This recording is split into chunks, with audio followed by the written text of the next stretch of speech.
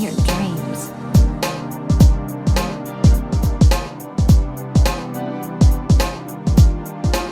Hey, what's up guys? Welcome back to another video. I want to talk about how busted Vidya is in this new game mode, the new labyrinth mode. She's really fucking busted. I've been using her along with the new Yao, and she basically clears this thing like it's nobody's business. I basically just spam her E and then burst every now and then. In this particular game mode, I'm only aware of Agave strat. I think there's like a Frisia 4-star strat as well. I'm not too familiar with this one. I discovered the Agave one on 4chan. What makes Agave busted in this game mode is that she can basically use her E skill indefinitely. For one thing, if you unlock Agave's personal skills, one of them, Vidya 1, would increase her max stats of the personal flare to 999.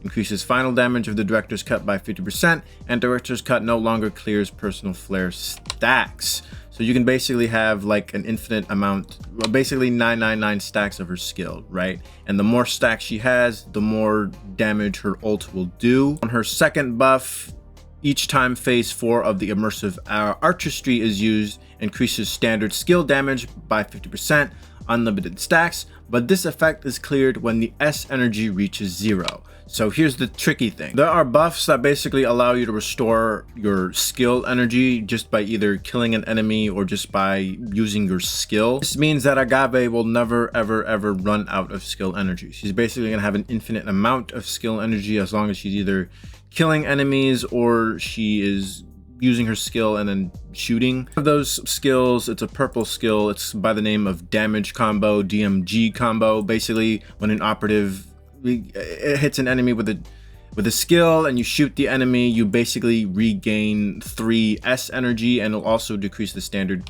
skill cooldown by 30%. Another buff that you can obtain is called skill speed. It basically, skill kills decrease the cooldown of all skills by 20% and restores 5 skill energy. Since you're going to be dealing with mobs of enemies, killing them constantly, Agave will basically have an infinite amount of skill energy. So you can basically spam her E skill as much as you want. You're also going to be eventually going to end up with 999 stacks that are basically just going to be there, right? You're never ever going to lower your stacks in any way. You're basically, once you get to 999, you're basically all set. You're basically just killing mobs, killing bosses. It's just really fun to see Agave shredding everything. I don't know, I just really enjoy seeing her crush content. I think it kind of fits lore accurately because I think she's actually like very strong. I think she has like really strange reality bending powers. So seeing her just crushing all this content is just very hilarious to me. Anyways, another important skill for Agave is the Fury skill. You can unlock this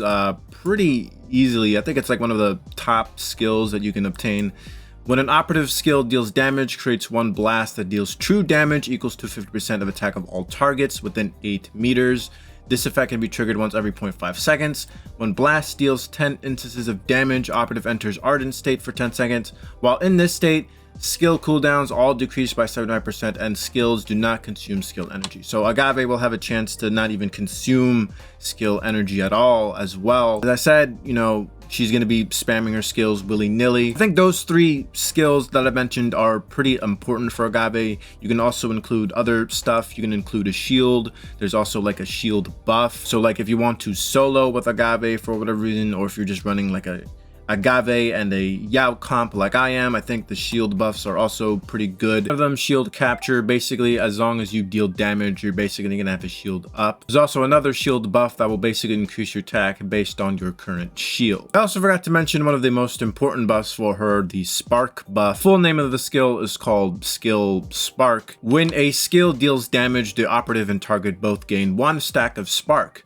up to 5 stacks. When an operative has spark, skill deals 1 additional instance of electric damage to the target equal to 10% of the attack per spark stack.